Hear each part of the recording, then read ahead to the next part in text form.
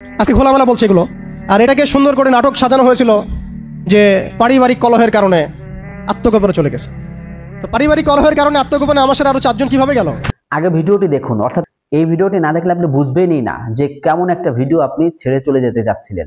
যাই হোক, কন্টিনিউ করেন এবং ভিডিওটা সম্পূর্ণ দেখেন, তারপরে কিছু কথা বলবো ইনশাআল্লাহ। তাই রিকোয়েস্ট করছি না টেনে সম্পূর্ণ ভিডিওটি দেখবেন। তো চলুন দেখে আসি, এবং দেখার পরে অবশ্যই আপনি শেয়ার করতে বাধ্য হবেন। আগে ভিডিওটি দেখুন। আমার এখনো মনে আছে যেদিন আমাকে ঘুম থেকে ছেড়ে দেওয়া হয়। আজকে খোলামেলা বলছে এগুলো। আর এটাকে সুন্দর করে নাটক সাজানো হয়েছিল যে পারিবারিক কলহের কারণে আত্মগোপনে চলে গেছে। তো পারিবারিক কলহের কারণে আত্মগোপনে আমার সাথে আরো 4 জন কিভাবে গেল? আমার গাড়িও বা কিভাবে গেল? আর বাংলাদেশের গোয়েন্দা সংস্থার হেডকোয়ার্টারে আমার লাস্ট লোকেশন কিভাবে পাওয়া যায়? আজকে খোলামেলা বলছে এগুলো। আস্তে আস্তে সবই বলে দেবো ইনশাল্লাহ। যেদিন আমাকে ছাড়া হয়েছে ওই দিন আমাকে বলা হয়েছিল যে আমি যদি ঘুমিয়েও থাকি তবু আমাকে ঘুমের মধ্যেও মনিটর করার জন্য মানুষ থাকবে। রাস্তাঘাটে যাওয়া তো বহুত দূরের কথা, বয়ান দেওয়া তো বহুত দূরের কথা, মাহফিল করা তো বহুত দূরের কথা, দাওয়াতের কাজ করা বহুত দূরের কথা, মিম্বরে দাঁড়ানো বহুত দূরের কথা। তুমি আমাদের চোখের মধ্যে থাকবা যখন তুমি ঘুমের মধ্যে থাকবা। তো এটা আমরা তখন শিখেছি যে মানুষের প্রাইভেট লাইফ বলতে আর কিছু বাকি রাখে নাই তারা। আপনি ফোন নিয়ে যা করতেছেন এভরিথিং তারা মনিটর করতে পারে, এভরিথিং। কাকে মেসেজ করতেছেন? অনেক ভাই তখন আমার সাথে দেখা করতে আসলে আমরা ইগনোর করতাম তার ভালোর জন্যই, বিকজ সে বিপদে পড়বে আমার সাথে দেখা করতে আসলে। এবং আপনি যেটা বলবেন সে বলার জায়গাটা আপনাকে দেওয়া হয় নাই, রাখা হয় নাই, আপনি ট্রিগারের সামনে আছেন। তো আল্লাহ পাকে সন্তুষ্টির জন্য কথা শুনেছি, অনেক সহ্য করেছি, মেনে নিয়েছি, গালি মন্দও খেয়েছি।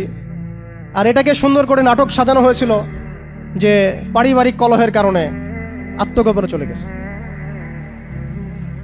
তো পারিবারিক কলহের কারণে আত্মগোপনে আমার সাথে আরো 4 জন কিভাবে গেল? আমার গাড়িও বা কিভাবে গেল? আর বাংলাদেশের গোয়েন্দা সংস্থার হেডকোয়ার্টারে আমার লাস্ট লোকেশন কিভাবে পাওয়া যায়? ম্যাপ কিভাবে ট্রেস হয়? মিডিয়া দিয়ে মানুষকে খাওয়ানো। এই কথাটা বলতে কি এখানে আসছি যে শুধুমাত্র টেকনোলজিক্যাল নিয়ন্ত্রণ ওদের কাছে আছে এমন না, ইভেন মিডিয়া দিয়ে তারা দিনকে রাত বানাইছে, রাতকে দিন বানাইছে, এখনো বানাচ্ছে রাইট নাও।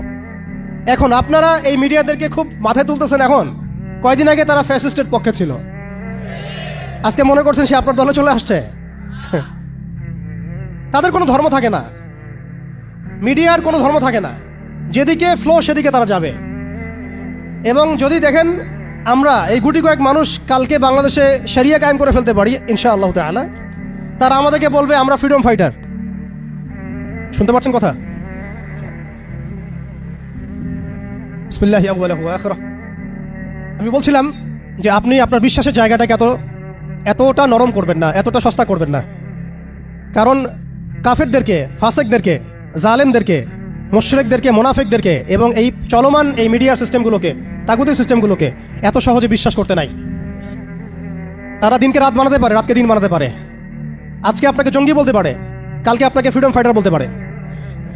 আজকে যদি দেখে এইসব ওয়ার্ডগুলো এই সিস্টেমের এগেনস্টে যাচ্ছে, তখন আমাদেরকে তারা ট্রেস করবে, তারা উগ্র, তারা মৌলবাদী, তারা জঙ্গিবাদী কর্মকাণ্ড করতেছে, নাউযুবিল্লাহি মিন যালিক। ঠিক আছে? কিন্তু যদি দেখা যায় কালকে তারাই আবার বিজয় হয়ে গেছে, তখন তাদেরকে আবার তারা হাইলাইট করবে এবং তাদের পেজগুলো, নিউজ কাভারেজগুলো ভরে যাবে।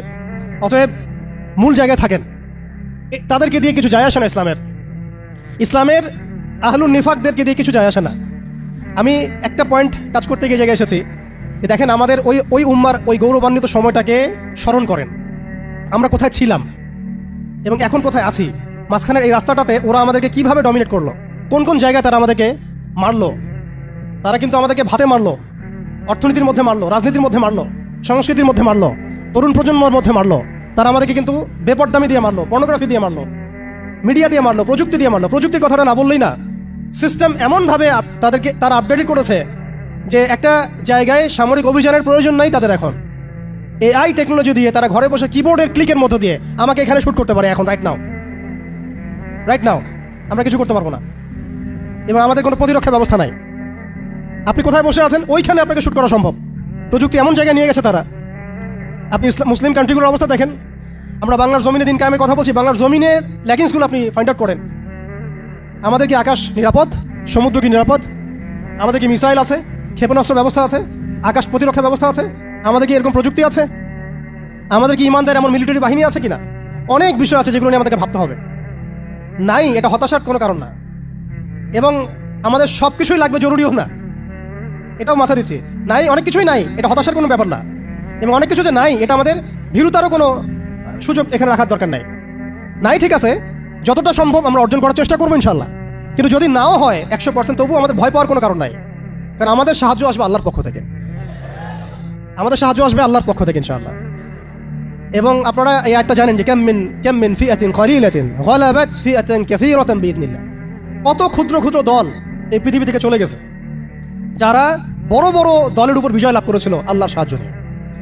অতএব এটা আমি বলছি যাতে আমরা একটা যুগের সাথে তাল মেলাতে পারি, অন্ততপক্ষে কিছু প্রস্তুতি আমাদের থাকা তো দরকার।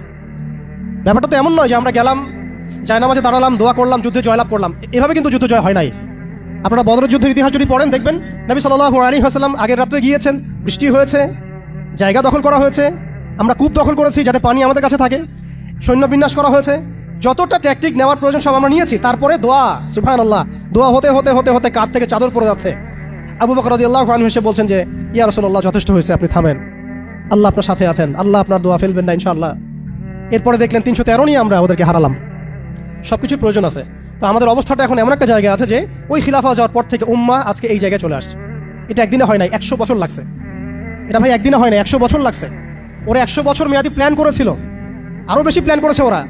ওরা তো প্ল্যান করেছে পুরো প্যালেস্টাইনের এই হোলি ল্যান্ডটাই তারা দখল করবে। এটা ওদের প্ল্যান, এটা আমরা জানি।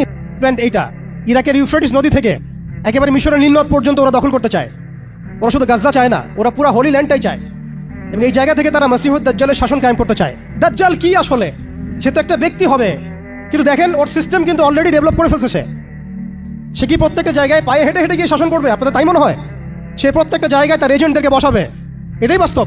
উমর রাদিয়াল্লাহু আনহু মদিনা থেকে পুরো বিশ্ব শাসন করেছেন। তিনি কি প্রত্যেকটা জায়গায় পায়ে হেঁটে হেঁটে গিয়েছেন? এটা কি পসিবল? ইসলামের প্রতিনিধি ছিল, সাহাবায়ে কেরাম বিভিন্ন জায়গায় ছিলেন তার পক্ষ থেকে। মাসিহুদ দাজ্জাল অনেকটা সেম কাজ করতে পারে। দেখুন, খেয়াল করে, সে তার অনুসারীদেরকে সব জায়গায় বসিয়ে দিয়েছে। সবাই তার ভাষায় কথা বলছে। বিবিসি, CNN, তারা যে ভাষাগুলো চয়ন করে সেই ভাষায় আমাদের রিপোর্ট করা হয়। ওরা যে মিডিয়াগুলো, FBI, ওরা যে রিপোর্টগুলো প্রদান করে, ওই রিপোর্টের আলোকে আমাদের এখানে প্রশাসনিক বাহিনী কাজ করে। তারা যেভাবে ফাংশন করে সেভাবে কাজ করা হয়। পুরো বিশ্বটা যেন একটা সিস্টেমের মধ্যে নিয়ে আসা হয়েছে। এটাই হচ্ছে একটা দাজ্জালীয় ওয়ার্ল্ড অর্ডার। এই ওয়ার্ল্ড অর্ডারটাই তারা ফাংশন করেছিল আমাদের খেলাফতটাকে অ্যাবলিশ করার পরে। এই কারণে আমাদের এখানে প্রশ্ন উঠতেছে যে উম্মার পুনর্গঠন কেন দরকার, কিভাবে সম্ভব? আগে আমাদেরকে বুঝতে হবে যে কোন জায়গায় আমরা চলে আসছি, কোন জায়গা থেকে। এখন কি আমাদের ঈর্ষা হচ্ছে না যে আমরা কোন জায়গায় ছিলাম? এখন কি আমাদের খারাপ লাগছে না যে আমরা আসলে কোন জায়গায় ছিলাম, আজকে কোন জায়গায় আছি? আমরা কি বুঝতে পারছি আমরা কোন জায়গায় আসছি? আর স্মরণ করেন সেই সময় কথা, যখন একটা মুসলিম যুবতীর উপর চোখ তুলে তাকানোর অধিকার কারো ছিল না, এই ক্ষমতা কারো ছিল না। চোখ তুলে ফেলতাম একেবারে আমরা। ঘরের ভিতরে যদি বাহির থেকে কেউ তাকাতো অন্যায়ভাবে, চোখ উপড়ায় ফেলতাম আমরা। একটা মুসলিম রমণীর সম্ভ্রমহানি করা হয়েছিল এই সাবকন্টিনেন্টে, এই সিন্ধুতে, মনে আছে আপনাদের? তার সম্ভ্রমের জন্যে, তার সম্ভ্রম বাঁচানোর জন্য পুরা মোহাম্মদ বিন কাসিমের জাইশ আসছে। আমি কি চিন্তা করতে পারছি আমরা কোন জায়গায় ছিলাম? যাই হোক দর্শক, ভিডিওটি দেখে আপনার কাছে কেমন লেগেছে অবশ্যই কমেন্ট করবেন। ভিডিওটি ভালো লেগেছে কিনা এবং ভিডিওটি আপনার শেয়ার করতে মন চাচ্ছে কিনা। যদি শেয়ার করতে মন চায় শেয়ার করেন, না করতে মন চাইলে করার দরকার নাই। ভিডিওটি কন্টিনিউ করেছেন, এই জন্য আপনাকে ধন্যবাদ। তো সামনে আবার নতুন কোনো ভিডিও নিয়ে উপস্থিত হব। তত সময় সবাই ভালো থাকবেন, সুস্থ থাকবেন। আসসালামু আলাইকুম ওয়া রাহমাতুল্লাহি ওয়া বারাকাতুহু।